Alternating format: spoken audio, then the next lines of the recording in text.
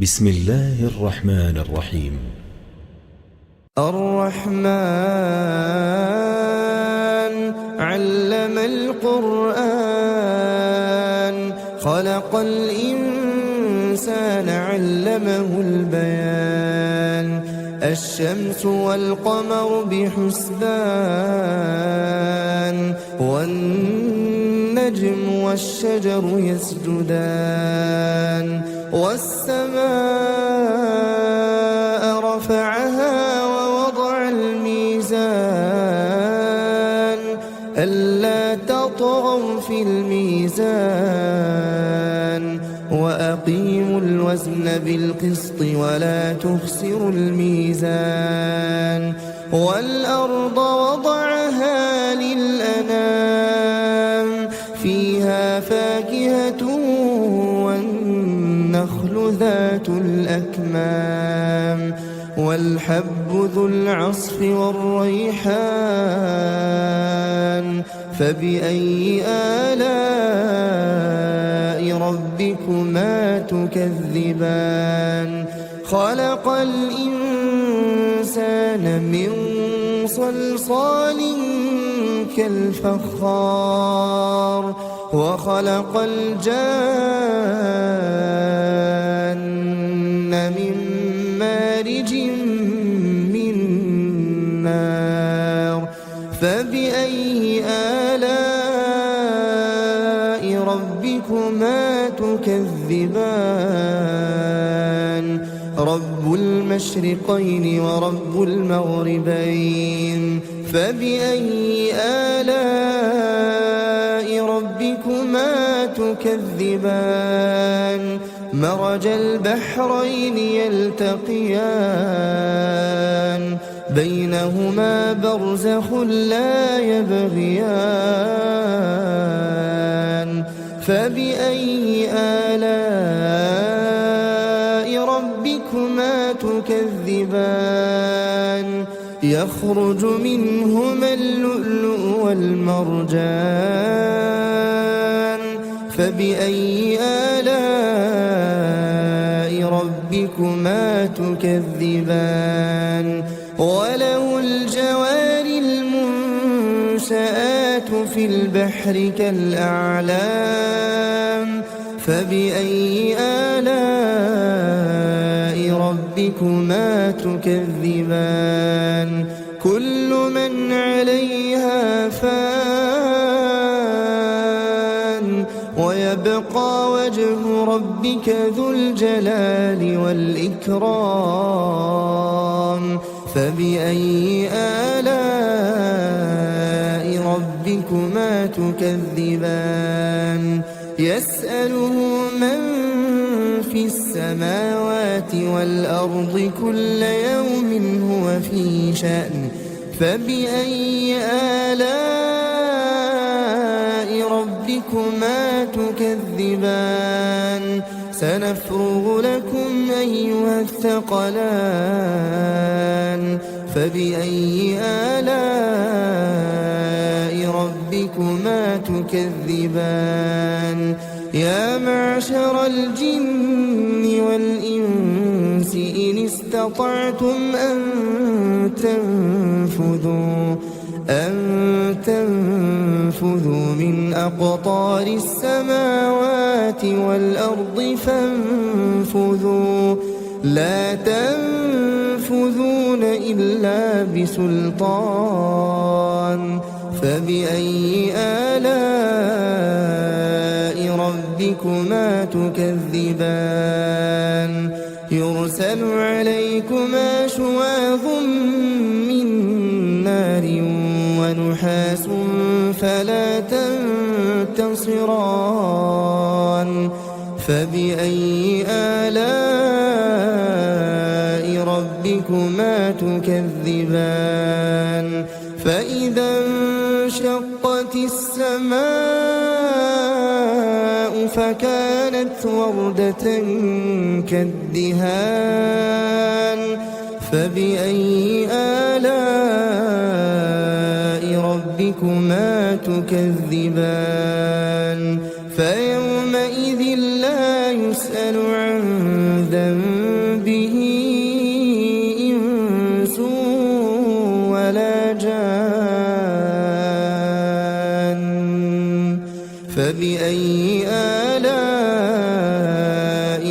ربكما تكذبان يعرف المجرمون بسيماهم فيؤخذ بالنواصي والأقدام فبأي آلاء ربكما تكذبان هذه جهنم التي يكذب بها المجرمون يطوفون بينها وبين حميم آن فبأي آلاء ربكما تكذبان ولمن خاف مقام ربه جنتان فبأي آلاء ربكما تكذبان ذواتا أفنان فبأي آلاء ربكما تكذبان فيهما عينان تجريان فبأي آلاء ربكما تكذبان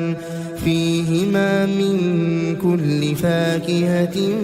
زوجان فبأي آلاء ربكما تكذبان متكئين على فرش بطائنها من استبرق وجنى الجنتين دان فبأي آلاء ربكما تكذبان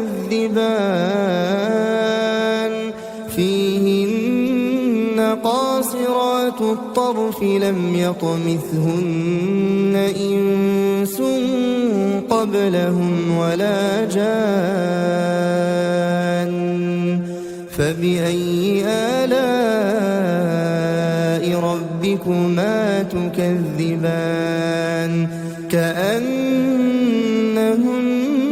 الياقوت والمرجان فبأي آلاء ربكما تكذبان هل جزاء الإحسان إلا الإحسان فبأي آلاء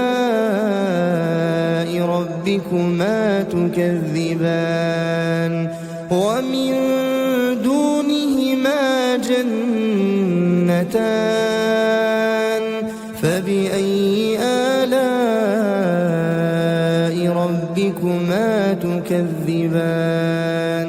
مدهامتان فبأي آلاء ربكما تكذبان فيهما عينان نضاختان فبأي آلاء ربكما تكذبان فيهما فاكهة ونخل ورمان فبأي آلاء ربكما تكذبان فيهن خيرات حسان فبأي آلاء ربكما تكذبان حور مقصورات في الخيام فبأي آلاء ربكما تكذبان لم يطمثهن إنس قبلهم ولا جان فبأي آلاء ربكما تكذبان متكئين على رفرف خضر وعبقري حسان فبأي آلاء ربكما تكذبان تبارك اسم ربك ذي الجلال والإكرام بسم الله الرحمن الرحيم ياسين والقرآن الحكيم إنك لمن المرسلين على صراط مستقيم تنزيل العزيز الرحيم لتنذر قوما ما أنذر آباؤهم فهم غافلون لقد حق القول على أكثرهم فهم لا يؤمنون إنا جعلنا في أعناقهم أغلالا فهي إلى الأذقان فهم مقمحون وجعلنا من بين أيديهم سدا ومن خلفهم سدا فأغشيناهم فهم لا يبصرون وسواء عليهم أأنذرتهم أم لم تنذرهم لا يؤمنون إنما تنذر من اتبع الذكر وخشي الرحمن بالغيب فبشره بمغفرة وأجر كريم إنا نحن نحيي الموتى ونكتب ما قدموا وآثارهم وكل شيء أحصيناه في إمام مبين واضرب لهم مثلا أصحاب القرية إذ جاءها المرسلون إذ أرسلنا إليهم اثنين فكذبوهما فعززنا بثالث فقالوا إنا إليكم مرسلون قالوا ما أنتم إلا بشر مثلنا وما أنزل الرحمن من شيء إن أنتم إلا تكذبون قالوا ربنا يعلم إنا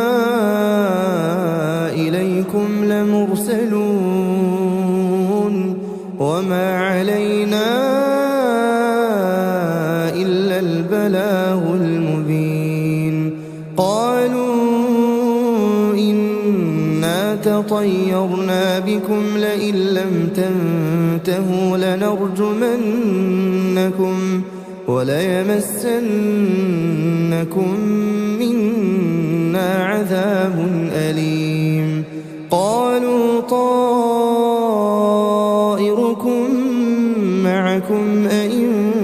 ذكرتم بل أنتم قوم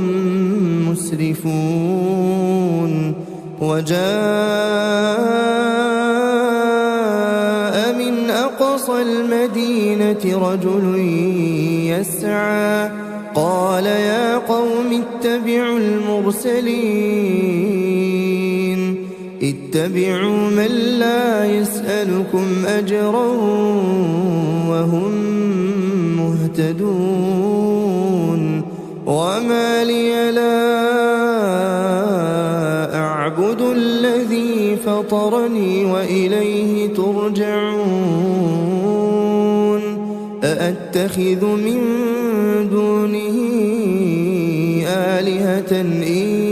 يردني الرحمن بضر لا تغني عني شفاعتهم شيئا ولا ينقذون إني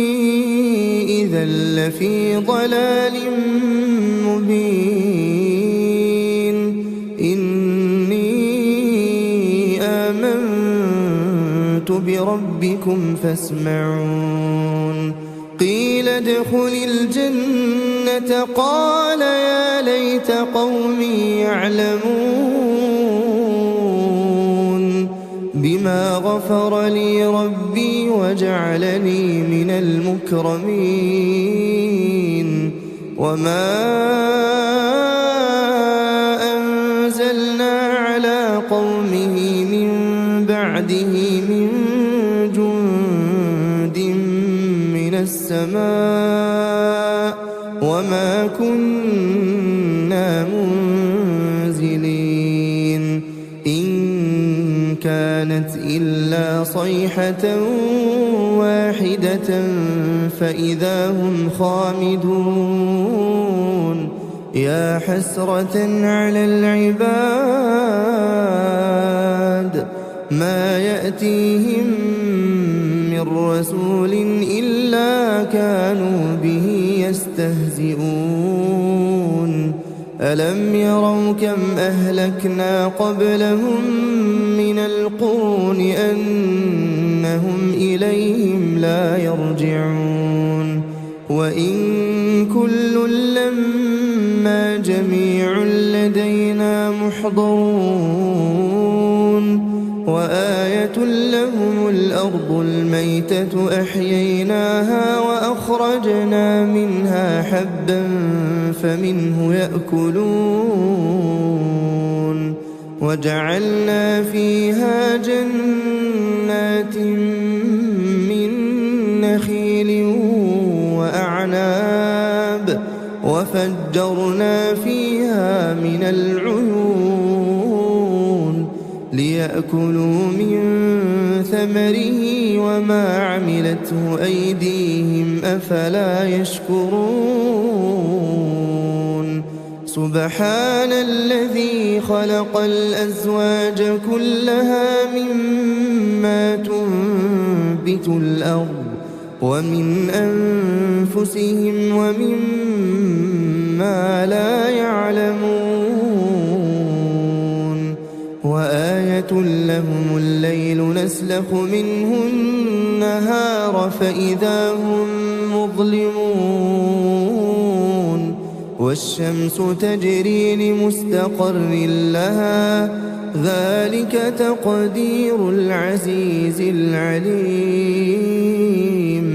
والقمر قدرناه منازل حتى عاد كالعرجون القديم لا الشمس ينبغي لها أن تدرك القمر ولا الليل سابق النهار وكل في فلك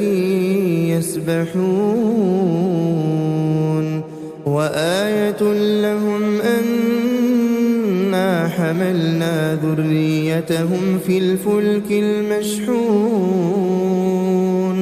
وخلقنا لهم من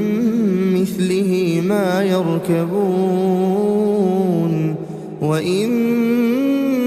نشأ نغرقهم فلا صريخ لهم ولا هم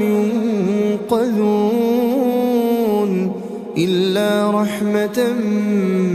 منا ومتاعا إلى حين وإذا قيل لهم اتقوا ما بين أيديكم وما خلفكم لعلكم ترحمون وما تأتيهم من آية من آيات ربهم إلا إلا كانوا عنها معرضين وإذا قيل لهم أنفقوا مما رزقكم الله قال الذين كفروا للذين آمنوا أنطعم من لو يشاء الله أطعمه إن أنتم إلا في ضلال مبين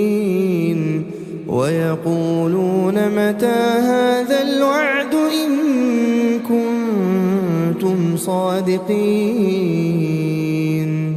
ما ينظرون إلا صيحة واحدة تأخذهم وهم يخصمون فلا يستطيعون توصية ولا إلى أهلهم يرجعون ونفخ في الصور فإذا هم من الأجداث إلى ربهم ينسلون قالوا يا ويلنا من بعثنا من مرقدنا هذا ما وعد الرحمن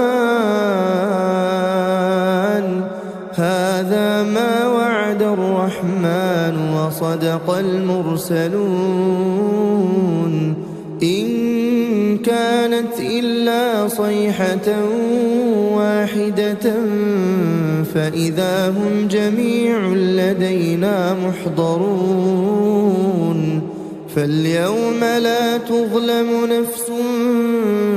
شيئا ولا تجزون إلا ما كنتم تعملون إن أصحاب الجنة اليوم في شغل فاكهون هم وأزواجهم في ظلال على الأرائك متكئون لهم فيها فاكهة ولهم ما يدعون سلام قولا من رب رحيم وامتازوا اليوم أيها المجرمون ألم أعهد إليكم يا بني آدم ألا تعبدوا الشيطان إنه لكم عدو مبين وأن اعبدوني هذا صراط مستقيم ولقد أضل منكم جبلا كثيرا أفلم تكونوا تعقلون هذه جهنم التي كنتم توعدون اصلوها اليوم بما كنتم تكفرون اليوم نختم على أفواههم وتكلمنا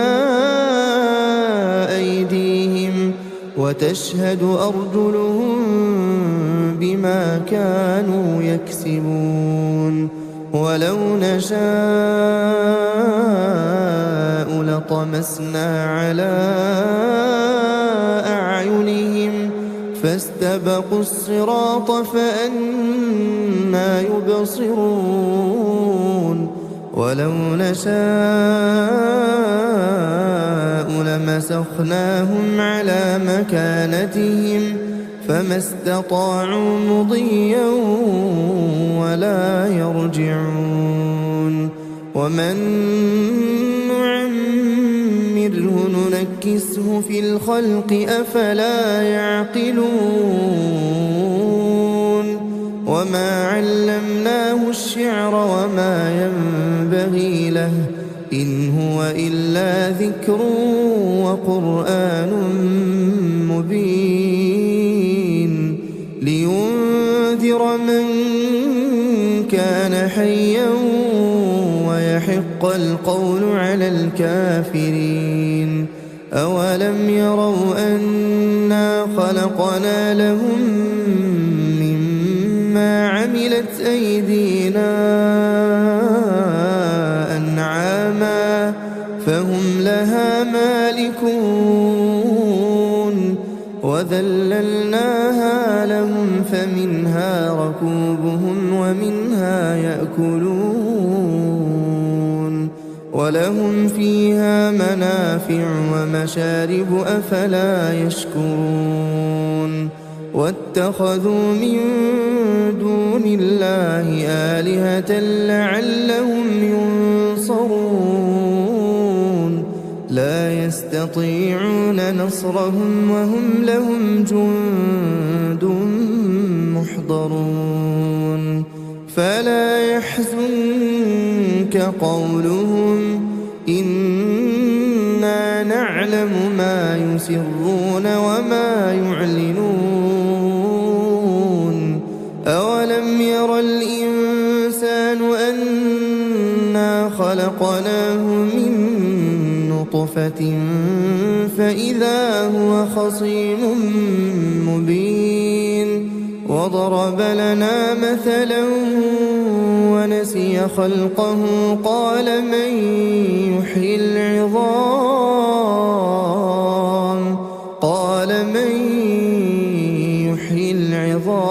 وهي رميم قل يحييها الذي أنشأها أول مرة وهو بكل خلق عليم الذي جعل لكم من الشجر الأخضر نارا فإذا أنتم منه توقدون أوليس الذي خلق السماوات والأرض بقادر على أن يخلق مثلهم بلى وهو الخلاق العليم إنما أمره إذا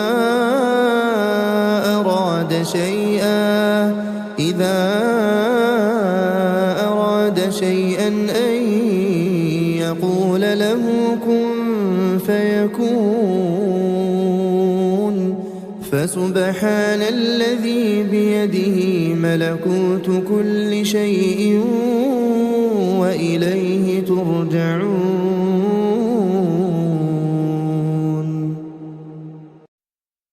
بسم الله الرحمن الرحيم تبارك الذي بيده الملك وهو على كل شيء قدير الذي خلق الموت والحياة ليبلوكم أيكم أحسن عملا وهو العزيز الغفور الذي خلق 7 سماوات طباقا ما ترى في خلق الرحمن من تفاوت فارجع البصر هل ترى من فطور ثم ارجع البصر كرتين ينقلب إليك البصر خاسئا وهو حسير ولقد زينا السماء الدنيا بمصابيح وجعلناها رجوما للشياطين وأعتدنا لهم عذاب السعير وللذين كفروا بربهم عذاب جهنم وبئس المصير إذا ألقوا فيها سمعوا لها شهيقا وهي تفور تكاد تميز من الغيظ كلما ألقي فيها فوج سألهم خزنتها ألم يأتكم نذير قالوا بلى قد جاءنا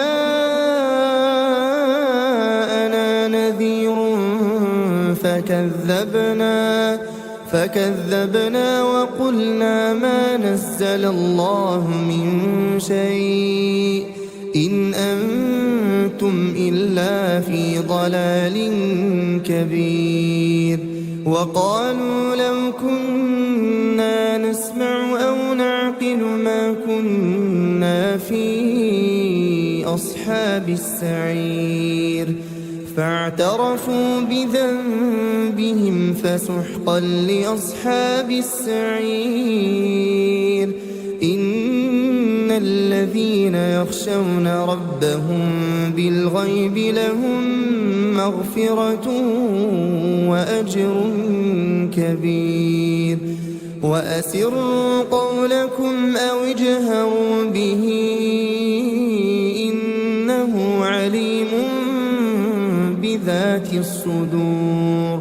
ألا يعلم من خلق وهو اللطيف الخبير هو الذي جعل لكم الأرض ذلولا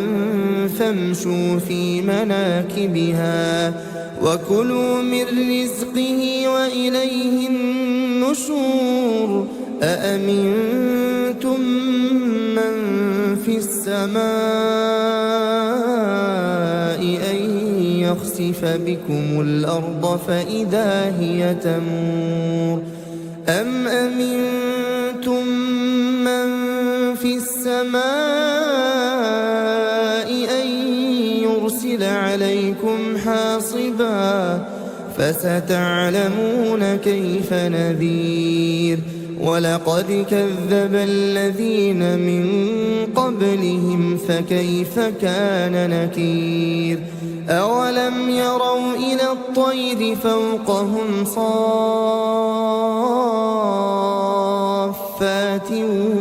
ويقبضن ما يمسكهن إلا الرحمن إنه بكل شيء بصير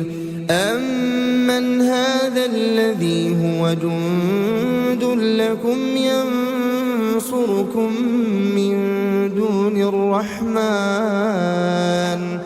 إن الكافرون إلا في غرور أمن هذا الذي يرزقكم إن أمسك رزقه بل لجوا في عتو ونفور أفمن يمشي مكبا على وجهه أهدى أمن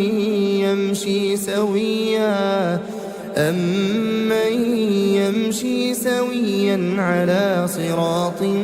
مستقيم قل هو الذي أنشأكم وجعل لكم السمع والأبصار والأفئدة قليلا ما تشكرون قل هو الذي ذرأكم في الأرض وإليه تحشرون ويقولون متى هذا الوعد إن كنتم صادقين قل إنما العلم عند الله وإنما أنا نذير مبين فلما رأوه زلفة سيئت وجوه الذين كفروا وقيل هذا الذي كنتم به تدعون قل أرأيتم إن أهلكني الله ومن معي أو رحمنا فمن يجير الكافرين من عذاب أليم قل هو الرحمن آمنا به وعليه توكلنا فستعلمون من هو في ضلال مبين قل أرأيتم إن أصبح ماؤكم غورا فمن يأتيكم بماء معين بسم الله الرحمن الرحيم إذا وقعت الواقعة ليس لوقعتها كاذبة خافضة رافعة إذا رجت الأرض رجا وبست الجبال بسا فكانت هباء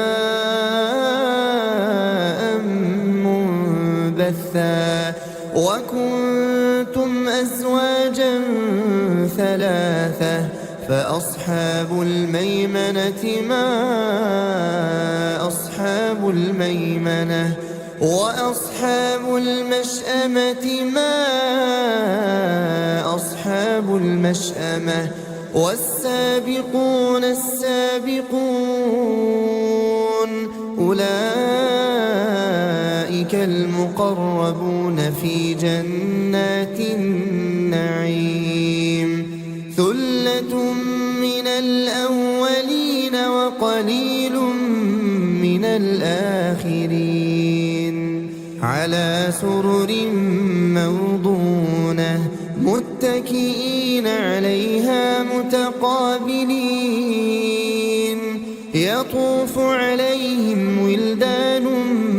مخلدون بأكواب وأباريق وكأس من معين لا يصدعون عنها ولا ينزفون وفاكهة مما يتخيرون ولحم طير مما يشتهون وحور عين كأمثال اللؤلؤ المكنون جزاء بما كانوا يعملون لا يسمعون فيها لغوا ولا تأثيما إلا قيلا سلاما سلاما وأصحاب اليمين ما أصحاب اليمين في سدر مخضود وطلح منضود وظل ممدود وماء مسكوب وفاكهة كثيرة لا مقطوعة ولا ممنوعة وفرش مرفوعة إنا أنشأناهن إنشاء فجعلناهن أبكارا عربا أترابا لأصحاب اليمين ثلة من الأولين وثلة من الآخرين وأصحاب الشمال ما أصحاب الشمال في سموم وحميم وظل من يحموم لا بارد ولا كريم إنهم كانوا قبل ذلك مترفين وكانوا يصرون على الحنث العظيم وكانوا يقولون أئذا متنا وكنا ترابا وعظاما أئنا لمبعوثون أو آباؤنا الأولون قل إن الأولين والآخرين قل إن الأولين والآخرين لمجموعون إلى ميقات يوم معلوم ثم إنكم أيها الضالون المكذبون لآكلون من شجر من زقوم فمالئون منها البطون فشاربون عليه من الحميم فشاربون شرب الهيم هذا نزلهم يوم الدين نحن خلقناكم فلولا تصدقون أفرأيتم ما تمنون أأنتم تخلقونه أم نحن الخالقون نحن قدرنا بينكم الموت وما نحن بمسبوقين على أن نبدل أمثالكم وننشئكم فيما لا تعلمون ولقد علمتم النشأة الأولى فلولا تذكرون أفرأيتم ما تحرثون أأنتم تزرعونه أم نحن الزارعون لو نشاء لجعلناه حطاما فظلتم تفكهون إنا لمغرمون بل نحن محرومون أفرأيتم الماء الذي تشربون أأنتم أنزلتموه من المزن أم نحن المنزلون لو نشاء جعلناه أجاجا فلولا تشكرون أفرأيتم النار التي تورون أأنتم أنشأتم شجرتها أم نحن المنشئون نحن جعلناها تذكرة ومتاعا للمقوين فسبح باسم ربك العظيم فلا أقسم بمواقع النجوم وإنه لقسم لو تعلمون عظيم إنه لقرآن كريم في كتاب مكنون لا يمسه إلا المطهرون تنزيل من رب العالمين أفبهذا الحديث أنتم مدهنون وتجعلون رزقكم أنكم تكذبون فلولا إذا وانشقت الحلقوم وأنتم حينئذ تنظرون ونحن أقرب إليه منكم ولكن لا تبصرون فلولا إن كنتم غير مدينين ترجعونها إن كنتم صادقين فأما إن كان من المقربين فروح وريحان وجنة نعيم وأما إن كان من أصحاب اليمين فسلام لك من أصحاب اليمين وأما إن كان من المكذبين الضالين